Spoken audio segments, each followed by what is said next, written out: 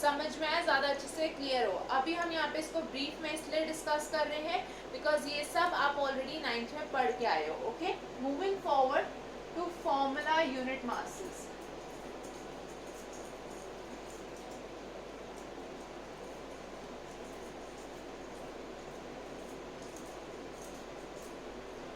Formula unit mass क्या होता है? फॉर्मूला यूनिट मास, आप लोगों ने 9th में एक टर्म पढ़ी थी formula unit in case of compound such as NaCl, ठीक है, calcium chloride, sodium sulphate etcetera, मतलब सारे आयनिक कंपाउंड्स के लिए। आयनिक कंपाउंड्स, जितने भी आयनिक कंपाउंड्स हैं, आई एम श्योर आप लोगों को याद होगा that they exist as formula units, मतलब सिंपल रिप्रेजेंटेशन और सिंपल रेशियो जो होता है उसको हम एक फॉर्मूला यूनिट बोलते हैं, right? So these exist as formula units, right? So हर एक फॉर्मूला यूनिट का जो मास होगा उसको हम बोलते हैं फॉर्मूला यूनिट मास। सो फॉर्मूला यूनिट मास क्या है? This is the mass of one formula unit, ठीक है। एग्जाम्पल देखते हैं। अगर मेरे को NaCl का मास निकालना है, फॉर्मूला यूनिट मास, तो इसका फॉर्मूला यूनिट मास क्या हो जाएगा? फॉर्मूला यूनिट मास मतलब same as the molecular mass but only for ionic compound. So I can say this is same as molecular mass but it is calculated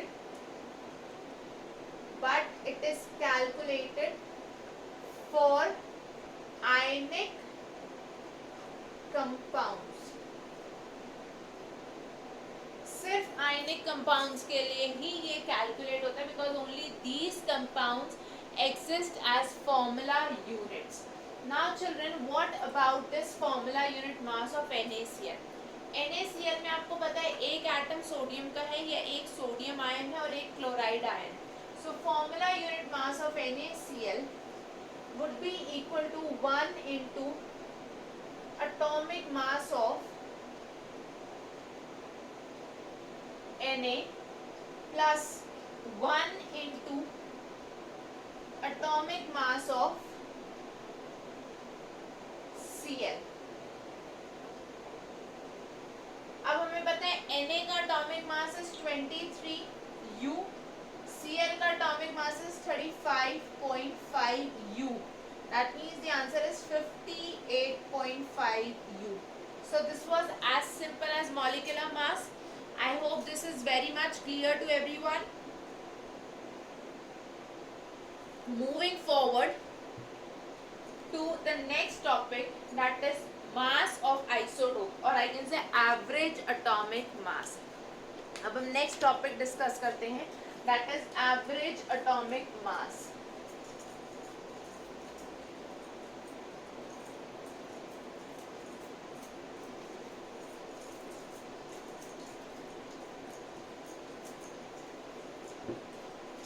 average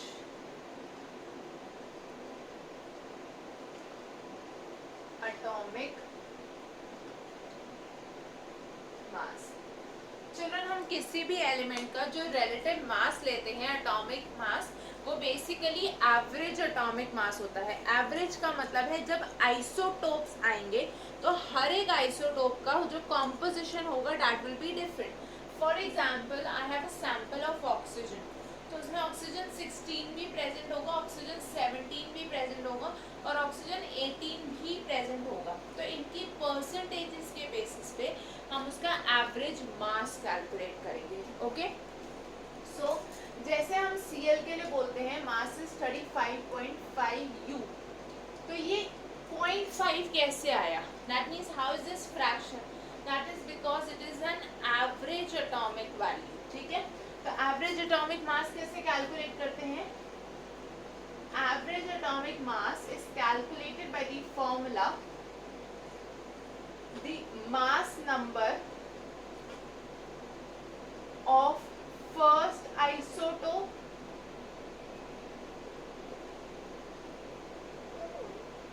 into percentage abundance,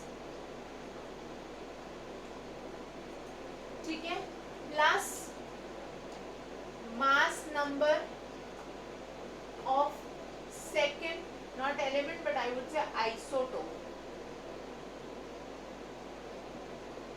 second isotope into percentage abundance. अगर उसके दो isotopes हैं and if there are more isotopes then you will add the mass and abundance product for those as well and you will divide this total by 100. इस total value को हम divide करेंगे by 100. Let us take up an example for this. Chlorine जो है वो exist करता है as 35Cl and 37Cl. अब चिल्ड्रन यहाँ पे you could be given it in terms of percentage और in terms of ratio. हम दोनों ही तरह से क्वेश्चन करके देखते हैं. If it is in terms of the percentage value, okay, अगर ये percentage ही terms में है तो यहाँ पे आपको बोला जाएगा this is 75% and this is 25%. तो अब आप एवरेज एटॉमिक मास कैसे कैलकुलेट करोगे? Average atomic mass for this chlorine will be equal to first का मास नंबर 35 इनटू उसकी percentage abundance is 75 plus 37 that is the mass number of the second isotope into 25 that is उसकी percentage abundance divided by 100 क्योंकि percentage है so we are dividing it by 100. अब जब आप इसको solve करोगे तो the answer will come out to B 35.5 U जो हमने इसका मास ऑलरेडी पढ़ा हुआ है. So this will be an approximate value that is 35.5 U. हमेशा ये ध्यान रखना क्योंकि दिस इज एवरेज तो आपको पता है एवरेज उसके ज़्यादा क्लोज आएगी जिसकी परसेंटेज अबंडेंस वैल्यू हायर है.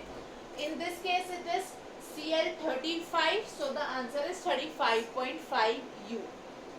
Now let us take up the same example in terms of ratio. Percentage के केस में देखा हमने, अब हम इसी को रेशियो के केस में देखते हैं.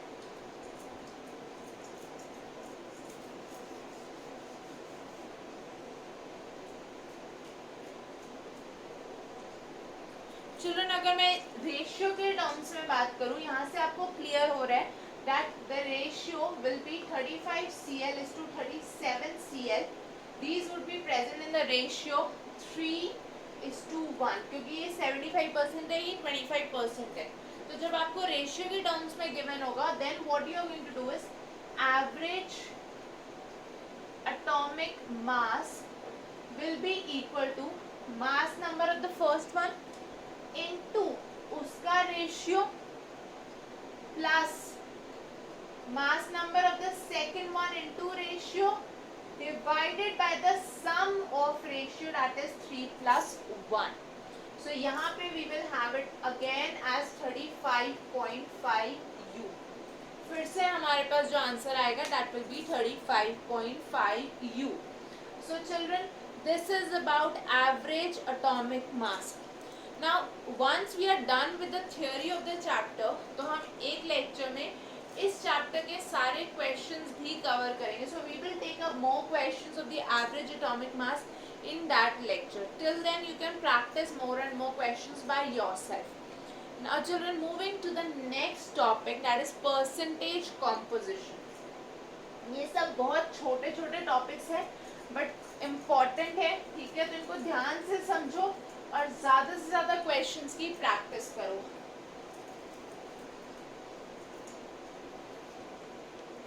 The next topic is percentage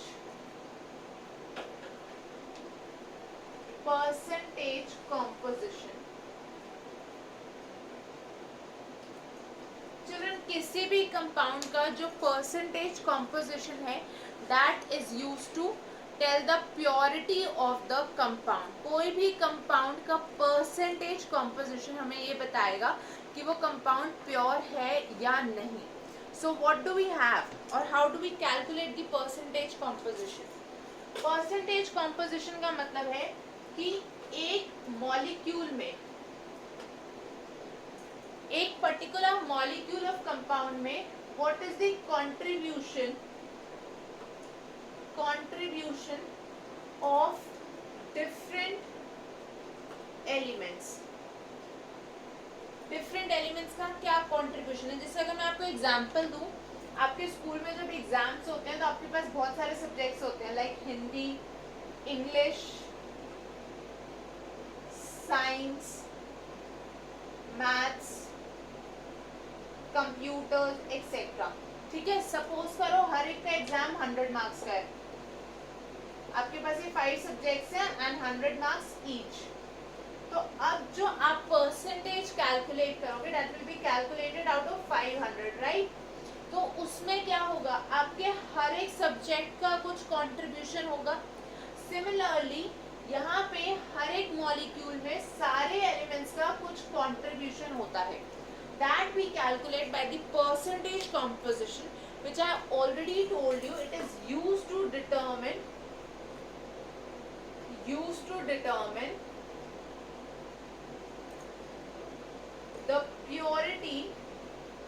the purity of a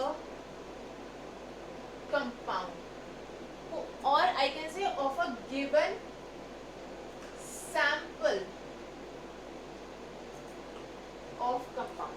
suppose करो मैं आपको बोलूं मेरे पास लाइमस्टोन का सैंपल है दैट इज कैल्शियम कार्बोनेट। अब ये सैंपल मैंने जब अर्थ की क्रस्ट से एक्सट्रैक्ट करा तो जरूरी नहीं है कि ये 100% प्योर है, इसलिए हमें इसकी प्योरिटी डिटरमिन करनी होती है। Okay, so that can be determined bye the percentage composition. So how do we calculate the percentage composition? For that I am taking up a very simple example. उसके बाद हम थोड़े से डिफिकल्ट एग्जाम्पल्स लाएंगे और आई कैन से थोड़े से कॉम्प्लेक्स पे। First one is calcium carbonate. Children method समझो इसी एग्जाम्पल से। अगर मुझे निकालनी, सबसे पहले मैं क्या निकालूंगी, molecular mass of the compound. अभी हमने देखा मॉलिक्यूलर मास कैसे कैलकुलेट करते हैं। So for that we will have 1 into calcium का atomic mass that is 40U plus carbon का एक एटम प्रेजेंट है, so 1 into 12U for carbon plus 3 into 16U for oxygen. ठीक है, ये मॉलिक्यूलर मास होगा 40 plus 12 plus 48, answer comes out to be 100U। तो molecular mass क्या हो गया कैल्शियम कार्बोनेट का 100U। अब इसको यूज करके कैसे हम परसेंटेज कॉम्पोजिशन निकालेंगे वो देखते हैं। इसमें 3 एलिमेंट्स प्रेजेंट है, so the percentage of calcium will be equal to, कितने कैल्शियम एटम्स प्रेजेंट है, ओनली 1, सो 1 into 40, क्योंकि एक कैल्शियम है इसलिए सिर्फ 40 divided by 100 that is the molecular mass into 100। ठीक है, this comes out to be 40%। Similarly percent of carbon, एक कार्बन एटम है तो 1 into 12 divided by again 100 into 100। ठीक है, so this comes out to be 12%। और अगर मैं ऑक्सीजन की बात करूं तो क्या हो जाएगा, there are 3 atoms of oxygen, so 3 into 16 for each oxygen divided by 100 into 100, this comes out to be 48%। तो हमारे पास क्या आ गया, 40% कैल्शियम, 12% कार्बन एंड 48% ऑक्सीजन। ठीक है, अब इसी को मैं एक फॉर्मूला की टर्म से आपको देती हूँ।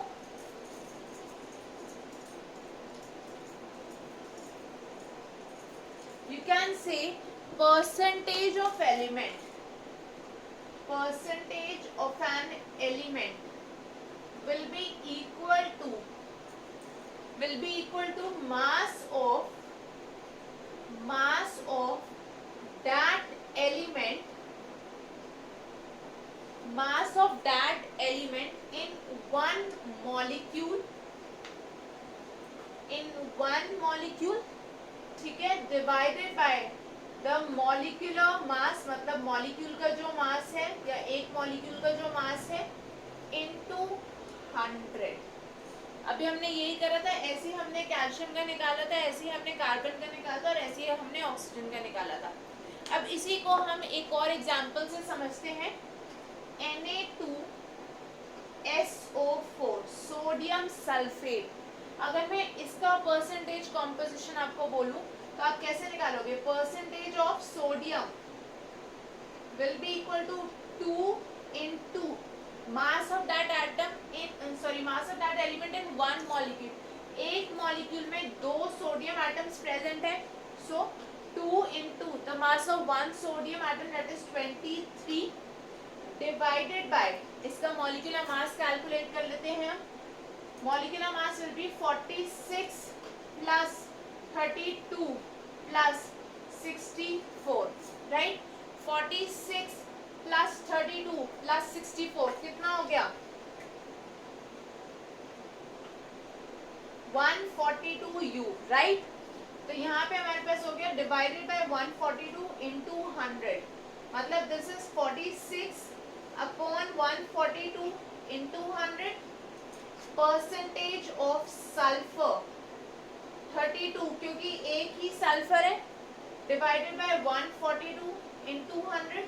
And similarly percentage of oxygen will be equal to 64 upon 142 into 100। इसको आप फर्दर सॉल्व करोगे तो आपके पास एग्जैक्ट वैल्यूज आ जाएगी। बस एक चीज का ध्यान रखना, since it is percentage, the sum will always be equal to 100।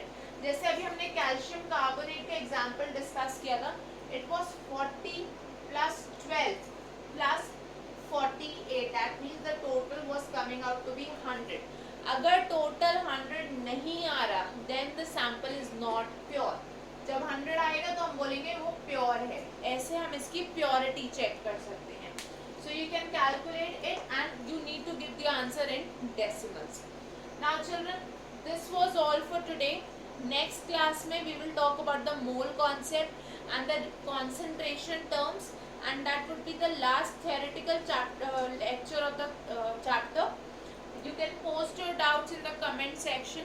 See you all in the next video. Thank you. Take care. Good night.